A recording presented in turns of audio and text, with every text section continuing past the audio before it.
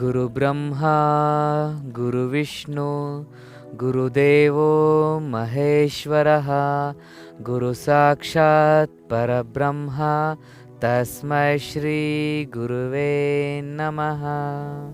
ಪ್ರಜಾ ಟಿವಿಯ ಎಲ್ಲ ವೀಕ್ಷಕರಿಗೂ ಯೋಗ ವಿಸ್ಮಯ ಕಾರ್ಯಕ್ರಮಕ್ಕೆ ಆತ್ಮೀಯ ಸ್ವಾಗತ. ನಾನು ನಿಮ್ಮ ಅನಂತ್, ಯೋಗ ಮಾಸ್ಟರ್. ಇವತ್ತು ನಾಡಿ ಶೋಧನ ಪ್ರಾಣಾಯಾಮದ ಬಗ್ಗೆ ಸ್ವಲ್ಪ ತಿಳ್ಕೊಳ್ಳೋಣ. ನಾಡಿ ಶೋಧನ ಅಂದರೆ ಏನು? ಸುಖ ಪ್ರಾಣಾಯಾಮ ಅಂದರೂ ಅದೇ, ನಾಡಿ ಶೋಧನ ಅಂದರೂ ಅದೇ, ಅನುಲೋಮ ವಿಲೋಮ ಅಂದರೂ ಅದೇ. ಈ 3 ಥರ ಹೆಸರುಗಳು, ಬೇರೆ ಬೇರೆ ಕಡೆ ಬೇರೆ ಬೇರೆ ಹೆಸರು ಹೇಳ್ತಾರೆ. ಉಸಿರನ್ನು ತುಂಬಿಕೊಳ್ಳೋದ್ರಲ್ಲಿ 18 ಥರದ ಉಸಿರಾಟದ ಕ್ರಿಯೆ ನಾಡಿ ಶೋಧನ ಪ್ರಾಣಾಯಾಮದಲ್ಲಿದೆ. ಆದರೆ ಇದನ್ನು ನಾಡಿ ಶೋಧನ ಅಂತ ಕರೆಯೋದು ತುಂಬ ಸೂಕ್ತ ಅಂತ ನಾನು ತಿಳಿಸ್ತೀನಿ. ಪತಂಜಲಿ ಮಹರ್ಷಿಗಳು ಅದನ್ನು ಹೇಳಿರೋದು. ಸುಖವಾಗಿ ಮಾಡ್ಬೋದಲ್ಲ, ಹಾಗಾಗಿ ಇದನ್ನು ಸುಖ ಪ್ರಾಣಾಯಾಮ ಅಂತ ಕರೆದಿದ್ದಾರೆ. ಹಾಗೆ ಅನುಲೋಮ ವಿಲೋಮ ಅಂತ ಕೂಡ ಕರಿತಾರೆ. ಈ 3 ಥರದ ಹೆಸರು ಒಂದೇ ಪ್ರಾಣಾಯಾಮಕ್ಕೆ. ಇದನ್ನು ನೆನ್ಪಿಟ್ಕೊಳ್ಳಿ ಚೆನ್ನಾಗಿ. ಹಾಗಾಗಿ ಈ ಅಭ್ಯಾಸವನ್ನು ಹೇಗೆ ಮಾಡಬೇಕು ಅಂತ ನಾನು ತೋರಿಸ್ಕೊಡ್ತೀನಿ. ಯಾವುದಾದ್ರೂ ಒಂದು ಪೊಸಿಷನ್ನಲ್ಲಿ ಕೂತ್ಕೊಳ್ಳಿ ಅಂತ ನಾನು ಯಾವಾಗಲೂ ಹೇಳ್ತಿದ್ದೆ. ನೋಡಿ, ಇಷ್ಟು ಸುಂದರವಾದ ಜಾಗ ಇದೆ, ಸುಂದರವಾದ ಪರಿಸರ, ನೀರು, ಶುದ್ಧ ಗಾಳಿ. ಇಂಥ ಜಾಗದಲ್ಲಿ ಬಂದಿದ್ದೀವಿ. ನಾವು ಪದ್ಮಾಸನನೇ ಹಾಕೊಂಡು ಕೂರಬೇಕು ಅಥವಾ ವಜ್ರಾಸನನೇ ಹಾಕೊಂಡು ಕೂರಬೇಕು, ಇಂಥ ಭ್ರಮೆ ಬೇಡ. ನಮ್ಮ ಉದ್ದೇಶ ಇರೋದು ಬೆನ್ನು ನೇರವಾಗಿರಬೇಕು ಅಂತ. ನಾನು ಪದ್ಮಾಸನದಲ್ಲೇ ಕೂರಬೇಕು, ವಜ್ರಾಸನದಲ್ಲೇ ಕೂರಬೇಕು ಅಥವಾ ಇನ್ಯಾವುದೋ ಒಂದು ಭಂಗಿಯಲ್ಲೇ ಕೂರಬೇಕು, ಆ ಕಲ್ಪನೆ ಬೇಡ. ನೋಡಿ, ಇಲ್ಲಿ ಎಷ್ಟೊಂದು ಸುಂದರವಾಗಿರ್ತಕ್ಕಂಥ ಜಾಗಕ್ಕೆ ನಾವು ಬಂದಿದ್ದೀವಿ. ಬೆಳಿಗ್ಗೆ ಎದ್ದ ತಕ್ಷಣ ಈ ಸುಂದರವಾಗಿರೋ ಜಾಗ ನೋಡಿದರೆ ಎಷ್ಟು ಮನಸ್ಸಿಗೆ ಸಂತೋಷ ಆಗುತ್ತಲ್ವಾ? ಅದಕ್ಕಾಗಿಯೇ ನಿಮ್ಮ ಸಂತೋಷನೇ ನಮ್ಮ ಗುರಿ, ನಿಮ್ಮ ಆರೋಗ್ಯನೇ ನಮ್ಮ ಗುರಿ, ನಿಮ್ಮ ಸಂಬಂಧಗಳು ಗಟ್ಟಿಯಾಗೋದೇ ನಮ್ಮ ಗುರಿ. ಸರ್ವತೋಮುಖವಾದಂಥ ಒಳ್ಳೆಯದನ್ನು ನಿಮಗೆ ಕೊಡೋದೇ ನಮ್ಮ ಕಾರ್ಯಕ್ರಮದ ಗುರಿ. ಹಾಗಾಗಿ ನಾವು ನಿಮಗಾಗಿ ಅಂತ ಈ ಜಾಗಕ್ಕೆ ಹುಡ್ಕೊಂಡ್ಬಂದಿದ್ದೀವಿ. ಈ ಜಾಗದಲ್ಲಿ ಕೂತ್ಕೊಂಡು ಹಾಗಾದರೆ ಪ್ರಾಣಾಯಾಮ ಮಾಡೋದು ಹೇಗೆ ಅಂತ ನಿಮಗೆ ಅನಿಸುತ್ತಲ್ವ? ನೋಡಿ, ನೆನ್ಪಿಟ್ಕೊಳ್ಳಿ, ನಮಗೆ ಬೇಕಾಗಿರೋದು ಅಂದರೆ ಪತಂಜಲಿ ಮಹರ್ಷಿಗಳು ಹೇಳೋದು, ಯಾವುದೇ ಪ್ರಾಣಾಯಾಮ ಮಾಡಬೇಕಾದ್ರೆ ನಿಮ್ಮ ಬೆನ್ನು ನೇರ ಇರಬೇಕು ಅಂತ ಹೇಳೋದು. ಇದು ನೋಡಿ, ಹೀಗೆ ಕೂತಿದ್ದೀವಿ ಆರಾಮಾಗಿ. ನಿಮಗೆ ಯಾವ ರೀತಿ ಕೂರ್ಲಿಕ್ಕೆ ಕಷ್ಟ ಆಗುತ್ತೋ ಅದು ಬೇಡ, ಸುಖವಾಗಿ ಯಾವ ರೀತಿ ಕೂರ್ಲಿಕ್ಕೆ ಸಾಧ್ಯ ಆಗುತ್ತೋ ಆ ರೀತಿ ಕೂತ್ಕೊಳ್ಳಿ.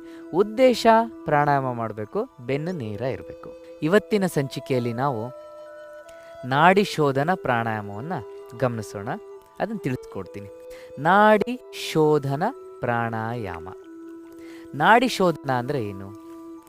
ನಾಡಿಯನ್ನು ಶೋಧಿಸೋದು ಅಂದರೆ ಸ್ವಚ್ಛ ಮಾಡ್ಕೊಳ್ತಕ್ಕಂಥ ಪ್ರಾಣಾಯಾಮ. ಈ ನಾಡಿ ಶೋಧನ ಪ್ರಾಣಾಯಾಮದಿಂದ ನಾನಾ ಥರದ ಕಾಯಿಲೆಗಳನ್ನು ನಿವಾರಣೆ ಮಾಡ್ಕೋಬೋದು. ಯಾವ್ಯಾವ ಕಾಯಿಲೆಯನ್ನು ನಿವಾರಣೆ ಮಾಡ್ಕೋಬೋದು ಅಂತ ನಾನು ತಿಳಿಸ್ತೀನಿ. ಅದಕ್ಕೂ ಮುಂಚೆ ನಾಡಿ ಶೋಧನ ಪ್ರಾಣಾಯಾಮದ 1-2 ಸ್ಟೆಪ್ಸನ್ನು ತೋರಿಸ್ಬಿಡ್ತೇನೆ. ಬೆನ್ನು ನೇರವಾಗಿ ಇಟ್ಕೊಳ್ಳಿ. ಸಾಧ್ಯ ಇದ್ದರೆ ಒಂದು ಕೈ ಚಿನ್ಮುದ್ರೆಯಲ್ಲಿ ಇಟ್ಕೊಳ್ಳಿ, ಇಲ್ಲಾಂದರೆ ಹಾಗೆ ಆದರೂ ಇಟ್ಕೋಬೋದು. ನನ್ನ ಉದ್ದೇಶ ಇರೋದು ಅದು ಒಂದು ಲಾಭ ಸಿಗುತ್ತಲ್ಲ ಏಕಕಾಲದಲ್ಲಿ, ಹಾಗಾಗಿ ಚಿನ್ಮುದ್ರೆನೇ ಇಟ್ಕೊಳ್ಳಿ ಅಂತ ನಾನು ತಿಳಿಸ್ತೇನೆ. ಎಡಗೈ ಚಿನ್ಮುದ್ರೆಯಲ್ಲಿರಲಿ, ಬಲಗಡೆ ಕೈ ವಿಷ್ಣು ಮುದ್ರೆ ಅಂತ ಹೇಳ್ತೀವಿ.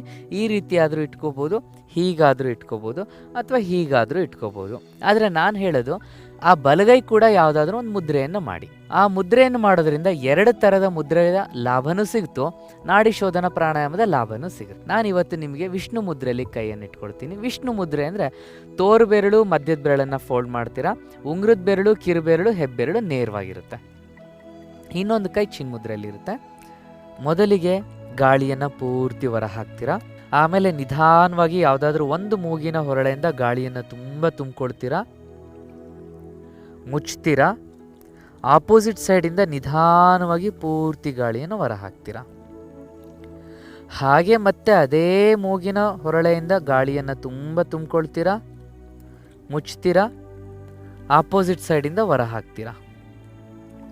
ಅಂದರೆ ಇಲ್ಲಿ ಗಮನಿಸಬೇಕಾದ ಯಾವುದೇ ಭಾಗದಿಂದ ಗಾಳಿ ತುಂಬಿಕೊಳ್ಳಿ, ಅಂದರೆ ಬಲಗಡೆ ಆದರೂ ಆಯಿತು, ಎಡಗಡೆ ಆದರೂ ಆಯಿತು, ಯಾವ ಭಾಗ ಅನ್ನೋದ್ರೂ ಆಯಿತು, ಯಾವ ಭಾಗದಿಂದ ಗಾಳಿ ತುಂಬಿಕೊಳ್ತೀರೋ ಅದರ ಆಪೋಸಿಟ್ ಸೈಡಿಂದನೇ ಎಕ್ಸೇಲ್ ಮಾಡಬೇಕು, ಅಂದರೆ ಗಾಳಿಯನ್ನು ಹೊರ ಹಾಕಬೇಕು.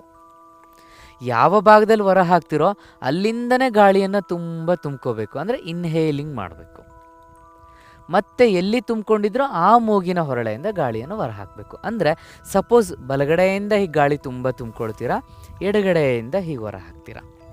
ಹಾಗೆ ಎಡಗಡೆಯಿಂದನೇ ಗಾಳಿ ತುಂಬ ತುಂಬಿಕೊಳ್ತೀರಾ, ಬಲಗಡೆಯಿಂದ ಹೊರ ಹಾಕಿ. ಬಲಭಾಗದಿಂದ ಗಾಳಿಯನ್ನು ತುಂಬ ತುಂಬಿಕೊಂಡ್ರೆ ಅದು ನಿಧಾನವಾಗಿ ಎಡಭಾಗಕ್ಕೆ ಹೊರ ಹಾಕಬೇಕು. ಎಡಗಡೆ ಭಾಗದಿಂದ ಗಾಳಿಯನ್ನು ತುಂಬ ತುಂಬಿಕೊಳ್ತೀರಾ, ಬಲಭಾಗಕ್ಕೆ ಹೊರ ಹಾಕಬೇಕು. ಈ ರೀತಿ ಯಾವ ಭಾಗದಲ್ಲಿ ತುಂಬಿಕೊಳ್ತೀರೋ ಆ ಭಾಗದಲ್ಲೇ ಹೊರ ಹಾಕೋದು, ಯಾವ ಭಾಗದಲ್ಲಿ ಹೊರ ಹಾಕ್ತಿರೋ ಅದೇ ಭಾಗದಿಂದ ಗಾಳಿಯನ್ನು ತುಂಬಿಕೊಂಡು ಮತ್ತೊಂದು ಭಾಗಕ್ಕೆ ಹೊರ ಹಾಕೋದು. ಅಂದರೆ ಬಲಗಡೆಯಿಂದ ತುಂಬಿಕೊಂಡು ಎಡಗಡೆ ಹೊರ ಹಾಕಿದರೆ, ಎಡಗಡೆಯಿಂದ ತುಂಬಿಕೊಂಡು ಬಲಗಡೆ ಹೊರ ಹಾಕ್ತೀರ, ಅಲ್ಲಿಗೆ ಒಂದು ಸುತ್ತು ಅಂತ ಹೇಳ್ತಾರೆ ಪತಂಜಲಿ ಮಹರ್ಷಿಗಳು. ಅಂದರೆ ದಟ್ ಈಸ್ ಕಾಲ್ಡ್ 1 ರೌಂಡ್. ಅಲ್ಲಿಗೆ ಪ್ರಾಣಾಯಾಮ ಮಾಡುವ ವಿಧಾನವನ್ನು ನೋಡಿಕೊಂಡ್ರೆ ನಿಧಾನವಾಗಿ ಗಾಳಿಯನ್ನು ತುಂಬ ತುಂಬಿಕೊಂಡಿರ್ತೀರ. ಈ ತುಂಬ ತುಂಬಿಕೊಂಡಂಥ ಗಾಳಿಯನ್ನು ಒಂದು ಭಾಗದಲ್ಲಿ ಹೊರ ಹಾಕ್ತೀರಾ. ಎಲ್ಲಿ ಹೊರ ಹಾಕ್ತಿರೋ ಅದೇ ಭಾಗದಿಂದ ಗಾಳಿ ತುಂಬಿಕೊಂಡು ಆಪೋಸಿಟ್ ಸೈಡ್ ಹೊರ ಹಾಕ್ತೀರಾ. ನೆನ್ಪಿಡಿ, ಬಲಗಡೆಯಿಂದ ಗಾಳಿಯನ್ನು ತುಂಬ ತುಂಬಿಕೊಳ್ತೀರಾ, ಎಡಗಡೆ ಹೊರ ಹಾಕ್ತೀರಾ, ಎಡಗಡೆಯಿಂದ ಗಾಳಿಯನ್ನು ಮತ್ತೆ ತುಂಬ ತುಂಬಿಕೊಳ್ತೀರಾ, ಬಲಗಡೆ ಹೊರ ಹಾಕ್ತೀರಾ. ಈ ರೀತಿ ಮಾಡಿದರೆ ಒಂದು ಸುತ್ತು ಆಗುತ್ತೆ. ಈ ಥರದ ಕನಿಷ್ಠ ಪಕ್ಷ 15 ಸುತ್ತು, ಅಂದರೆ 15 ರೌಂಡ್ಸ್ ನೀವು ಮಾಡಿದ್ದೇ ಆದರೆ ನಿಮ್ಮ ಬಿ ಪಿ, ಅಂದರೆ ಹೈ ಬಿ ಪಿ ಇರ್ಬೋದು, ಲೋ ಬಿ ಪಿ ಇರ್ಬೋದು, ಯಾವ ಟ್ಯಾಬ್ಲೆಟು ತೊಗೋಬೇಕಾಗಿಲ್ಲ, ನಾರ್ಮಲ್ ಆಗಿರ್ತೀರ. ಮಾಡೋಕ್ಕೆ ವಿಧಾನ ಇದೆ. ಸುಮ್ಮನೆ ಗಾಳಿ ತುಂಬಿಕೊಂಡು ಸುಮ್ಮನೆ ಹೊರ ಹಾಕೋದು ಈ ರೀತಿ ಮಾಡಿದರೆ ಉಪಯೋಗ ಇಲ್ಲ. ಅದರದ್ದೇ ಆದಂಥ ಒಂದು ಕ್ರಮಬದ್ಧತೆ ಇದೆ. ಅಂದರೆ ನಿಧಾನವಾಗಿ ತುಂಬ್ಕೋಬೇಕು, ಸರಾಗವಾಗಿ ತುಂಬ್ಕೋಬೇಕು, ಸಂಪೂರ್ಣವಾಗಿ ತುಂಬ್ಕೋಬೇಕು, ಅಡೆತಡೆ ರಹಿತವಾಗಿ ತುಂಬ್ಕೋಬೇಕು, ಹಾಗೆ ಶಬ್ದರಹಿತವಾಗಿ ತುಂಬ್ಕೋಬೇಕು.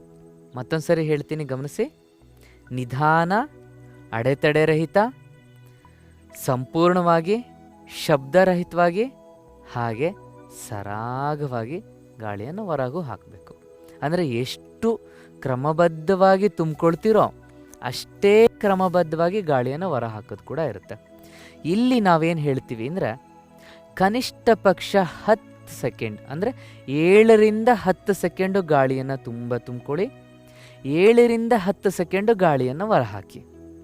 ಹೀಗೆ ಮಾಡೋದ್ರಿಂದ ನಿಮಗೆ ನೆನಪಿನ ಶಕ್ತಿ ಹೆಚ್ಚಾಗುತ್ತೆ, ಏಕಾಗ್ರತೆ ಬರುತ್ತೆ, ತಾಳ್ಮೆ ಜಾಸ್ತಿ ಆಗುತ್ತೆ, ಸಮಾಧಾನ ಬರುತ್ತೆ, ಗೊಂದಲದ ಆಲೋಚನೆಗಳೇ ಹೋಗಿ ಶಾಂತವಾಗುತ್ತೆ ಮನಸ್ಸು. ಡಿಪ್ರೆಷನ್ ಇದ್ದವರಿಗಂತೂ ಅತ್ಯಂತ ಶೀಘ್ರವಾಗಿ, ನಿರೀಕ್ಷೆಗೂ ಮೀರಿ ಬರೀ 45 ದಿನದಲ್ಲಿ ನಿಮ್ಮ ಡಿಪ್ರೆಷನ್ನಿಂದ ನೀವು ಹೊರಗೆ ಬರ್ಬೋದು. ಅಷ್ಟು ಸರಳ, ಅಷ್ಟು ಸುಲಭ. ಕೇವಲ ಉಸಿರಾಡೋದು, ಕ್ರಮಬದ್ಧವಾಗಿ ಉಸಿರಾಡೋದು, ವ್ಯವಸ್ಥಿತವಾಗಿ ಉಸಿರಾಡೋದು, ಹಾಗೆ ಸಂಪೂರ್ಣವಾಗಿ ಉಸಿರಾಡೋದು. ಈ ಉಸಿರಾಟದ ಕ್ರಿಯೆಯಿಂದ ಇಷ್ಟು ಲಾಭ ಆಗುತ್ತೆ. ಅಂದರೆ ನಮ್ಮ ಮಾನಸಿಕ ಸ್ಥಿತಿನೂ ಸರಿಯಾಯಿತು, ಹೃದಯದ ರೋಗ ಅಂದರೆ ಹೃದಯ ಸಂಬಂಧಿ ಯಾವುದೇ ಥರದ ಕಾಯಿಲೆಗಳಿರಲಿ ಅದು ದೂರ ಆಯಿತು, ಲಂಗ್ಸ್ ಪ್ರಾಬ್ಲಮ್ ದೂರ ಆಯಿತು, ಹಾಗೆ ಸಂಪೂರ್ಣವಾದ ಆಮ್ಲಜನಕ ರಕ್ತಕ್ಕೆ ಸಿಗೋದ್ರಿಂದ ರಕ್ತ ಶುದ್ಧೀಕರಣವೂ ಆಯಿತು, ರಕ್ತಕ್ಕೆ ಶಕ್ತಿನೂ ಸಿಗುತ್ತೆ. ಚೆನ್ನಾಗಿ ನೆನ್ಪಿಟ್ಕೊಳ್ಳಿ, ಮಾನಸಿಕ ಸ್ಥಿತಿ ದುರ್ಬಲ ಇದ್ದರೆ, ಬಿ ಪಿ ಇದ್ದವರು ಮಸ್ಟ್ ಆ್ಯಂಡ್ ಶುಡ್ ನೀವು ಪ್ರಾಣಾಯಾಮವನ್ನು ಮಾಡಿ. ಇನ್ನು ಇಲ್ದವರು ಮಾಡಬಾರ್ದು ಅಂತಾರೆ. ಇಲ್ದವರು ಅವರಿಗಿಂತ ಜಾಸ್ತಿ ಮಾಡಬೇಕು. ಯಾಕೆ ಜಾಸ್ತಿ ಮಾಡಬೇಕು ಅಂದರೆ ಮುಂದೆ ಅಂಥ ಕಾಯಿಲೆಗಳು ಬರಬಾರ್ದು ಅಂತ. ದಿನಕ್ಕೆ 10ರಿಂದ 15 ನಿಮಿಷ ನಾಡಿ ಶೋಧನ ಪ್ರಾಣಾಯಾಮ ಮಾಡಿ, ಎಲ್ಲ ಕಾಯಿಲೆಗಳು ಸಂಪೂರ್ಣವಾಗಿ ಗುಣ ಆಗುತ್ತೆ. ಈಗ ನಾಡಿ ಶೋಧನ ಪ್ರಾಣಾಯಾಮವನ್ನು ನಾನು 1-2 ಸುತ್ತು ಮಾಡಿ ತೋರಿಸ್ತೀನಿ. ನೀವು ಅದನ್ನು ಗಮನ ಇಟ್ಟು ನೋಡಿ ಅಭ್ಯಾಸ ಮಾಡಿ. ಕೈ ಚಿನ್ಮುದ್ರೆಯಲ್ಲಿರಲಿ.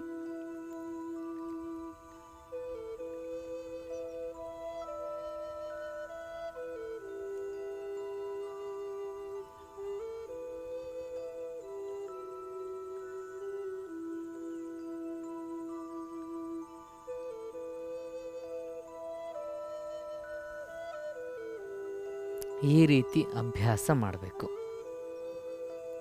ಇದನ್ನು ನಾನು ನಿಧಾನವಾಗಿ ಮಾಡಿ ತೋರಿಸ್ದೆ. ಅಂದರೆ 3 to 5 ಸೆಕೆಂಡ್ಸ್ ಮಾತ್ರ ನಾನು ಇನ್ಹೇಲ್ ಮಾಡಿದ್ದು, ಎಕ್ಸೇಲ್ ಮಾಡಿದ್ದು. ಇದು 5 to 7, 7 to 10 ಸೆಕೆಂಡ್ಸ್. ಹೀಗೆ ಉಸಿರಾಟದ ಕ್ರಿಯೆ ನಿಧಾನ ಮತ್ತು ಹೆಚ್ಚಾಗ್ತಾ ಹೋಗಬೇಕು. ಮೊದಲಿಗೆ ಮಾಡಬೇಕಾದ್ರೆ ನಾನು ತೋರಿಸಿದ್ನಲ್ಲ ಇಷ್ಟೇ ಮಾಡ್ಲಿಕ್ಕೆ ಸಾಧ್ಯ. ಅಂದರೆ 3ರಿಂದ 5 ಸೆಕೆಂಡ್ ಮಾಡೋದೇ ಬಹಳ ದೊಡ್ಡದು. ಇದು ಉತ್ಪ್ರೇಕ್ಷೆ ಅಲ್ಲ. ನೀವು ಬೇಕಾದರೆ ಒಂದು ಡಿಜಿಟಲ್ ಕ್ಲಾಕ್ ಇಟ್ಕೊಳ್ಳಿ, ಪ್ರಾಣಾಯಾಮ ಮಾಡಿ, ನೀವು ಎಷ್ಟು ಗಾಳಿ ತುಂಬಿಕೊಳ್ತೀರಾ, ಎಷ್ಟು ಹೊರ ಹಾಕ್ತೀರಾ ಅಂತ. ಇದನ್ನು ಮಾಡ್ತಾ ಮಾಡ್ತಾ ಮಾಡ್ತಾ ಮಾಡ್ತಾ ನಮ್ಮ ಲಂಗ್ಸ್ ಕೆಪಾಸಿಟಿ ಹೆಚ್ಚಾಗ್ತಾ ಹೋಗುತ್ತೆ. ಆವಾಗ ಸಂಪೂರ್ಣವಾಗಿ ಗಾಳಿ ತುಂಬಿಕೊಳ್ತೀರಾ, ಸಂಪೂರ್ಣವಾಗಿ ಹೊರ ಹಾಕ್ತೀರಾ. ಗಾಳಿಯಲ್ಲಿರ್ತಕ್ಕಂಥ ಎಲ್ಲ ಶಕ್ತಿ ದೇಹಕ್ಕೆ ಸಿಗುತ್ತೆ, ದೇಹದಲ್ಲಿರ್ತಕ್ಕಂಥ ಎಲ್ಲ ಕಲುಷಿತಗಳು ಅಂದರೆ ಟಾಕ್ಸಿನ್ ಹೊರ ಹೋಗುತ್ತೆ. ಹಾಗಾಗಿ ನಾಡಿ ಶೋಧನ ಪ್ರಾಣಾಯಾಮ ಚೆನ್ನಾಗಿ ಮಾಡೋದ್ರಿಂದ ಎಲ್ಲ ಥರದ ಹೃದಯ ರೋಗಗಳು ತಾನೇ ನಿಯಂತ್ರಣಕ್ಕೆ ಬಂದು ಗುಣ ಆಗುತ್ತೆ. ಈ ನಾಡಿ ಶೋಧನ ಪ್ರಾಣಾಯಾಮವನ್ನು ನಿಧಾನವಾಗಿ, ಸರಾಗವಾಗಿ, ಸಂಪೂರ್ಣವಾಗಿ, ಅಡೆತಡೆರಹಿತವಾಗಿ, ಶಬ್ದರಹಿತವಾಗಿ ಮಾಡಿ. ಬಹಳ ಒಳ್ಳೆಯದು ಈ ಅಭ್ಯಾಸ ಮಾಡೋದ್ರಿಂದ. ಮಾಡ್ತೀರಲ್ವಾ? ತುಂಬ ಸಂತೋಷ. ಚೆನ್ನಾಗಿ ಅಭ್ಯಾಸ ಮಾಡಿ.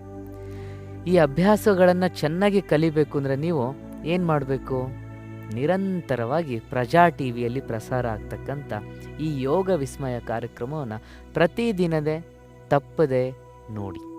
ನೀವು ನೋಡಿ, ನಿಮ್ಮ ಸ್ನೇಹಿತರಿಗೂ, ನಿಮ್ಮ ಆತ್ಮೀಯರಿಗೂ, ನಿಮ್ಮ ರಿಲೇಷನ್ಗಳಿಗೂ, ಮನೆ ಮಂದಿಗೂ ಎಲ್ಲರಿಗೂ ಈ ಕಾರ್ಯಕ್ರಮದ ಮಹತ್ವವನ್ನು ತಿಳಿಸ್ಕೊಡಿ. ಯಾಕಪ್ಪ ಇದನ್ನು ಪದೇ ಪದೇ ನಾನು ಹೇಳ್ತೀನಿ ಅಂದರೆ, ಈ ಥರ ವಿಶಿಷ್ಟವಾದ ಕಾರ್ಯಕ್ರಮವನ್ನು ಇಲ್ಲಿವರೆಗೂ ಯಾರೂ ಮಾಡಿಲ್ಲ. ನಾನು ಇಡೀ ದೇಶದಲ್ಲಿರ್ತಕ್ಕಂಥ ಎಲ್ಲ ಮಾಧ್ಯಮಗಳನ್ನು ಜಾಲಾಡಿ ನೋಡಿದ್ದೀನಿ. ಸೊ ಎಲ್ಲರೂ ಸಂಕ್ಷಿಪ್ತವಾಗಿ ಚಿಕ್ಕದಾಗಿ ಹೇಳಿರ್ತಾರೆ. ಇಲ್ಲಿ ವಿಸ್ತಾರವಾಗಿ ತಿಳಿಸ್ಕೊಡೋ ಅಂಥ ಕೆಲಸವನ್ನು ನಾವು ಮಾಡ್ತಾ ಇದ್ದೀವಿ. ನಿಮಗಾಗಿಯೇ ಇರ್ತಕ್ಕಂಥ ಈ ಚಾನಲ್, ನಿಮಗಾಗಿಯೇ ಇರ್ತಕ್ಕಂಥ ಈ ಕಾರ್ಯಕ್ರಮ. ಈ ಕಾರ್ಯಕ್ರಮದ ಸಂಪೂರ್ಣ ಉಪಯೋಗ ತಗೊಂಡ್ರೆ ಅದೇ ನಮಗೆ ಸಂತೋಷ.